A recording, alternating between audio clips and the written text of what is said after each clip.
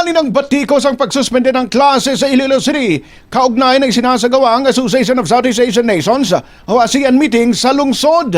Ang 3 araw na 49th meeting of the High-Level Task Force on ASEAN Economic Integration na sang advisory body sa ASEAN Economic Ministers at ASEAN Economic Community Council ay magtatagal hanggang sa Biyernes, Pebrero 27. Sa pareham ng Bombo Radyo kay Matthew Gonzaga, Regional Coordinator ng National Union of Students of the Philippines, PANAY, sinabi ito na hindi wasto ang desisyon ng lokal na pamahalaan na itigil ang face-to-face classes at mag-shift na lamang sa alternative learning modalities upang bigyang daan ang mga aktibidad para sa pulong ng ASEAN.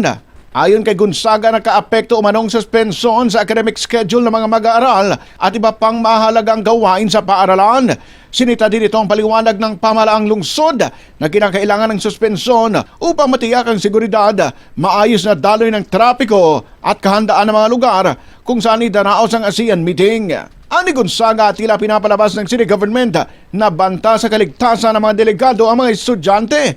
Inakusahan din ng grupo na maaaring may nais itago sa Iloilo City Mayor Isa Trillanes mula sa mata ng mga delegado, lalo na ang malalang trapiko sa lungsod na may malaking epekto sa ekonomiya. Ang meeting sa Iloilo City ay dinaluhan ng mga delegado mula sa mga bansang kasapi ng ASEAN na kinabibilangan ng Brunei, Cambodia, Indonesia, Laos, Malaysia, Myanmar, Singapore, Thailand, Timor-Leste, Vietnam at Pilipinas. We are raising our concern on the suspension of classes for 3 days in anticipation of the ASEAN meetings here in Iloilo City.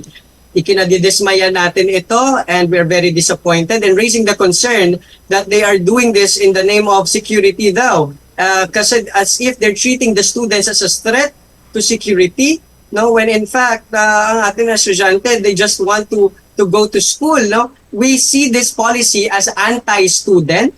It harms no interest of the students and the welfare of the students. Si Matthew Gonzaga mula dito sa Bombo Radyo Iloilo para sa ASEAN Philippines 2026 update ng Bombo Radyo Philippines. Ito si Bombo Ayan Gahete, nag-uulat para sa #1 and most trusted source of news and information. Basta Radio Bombo!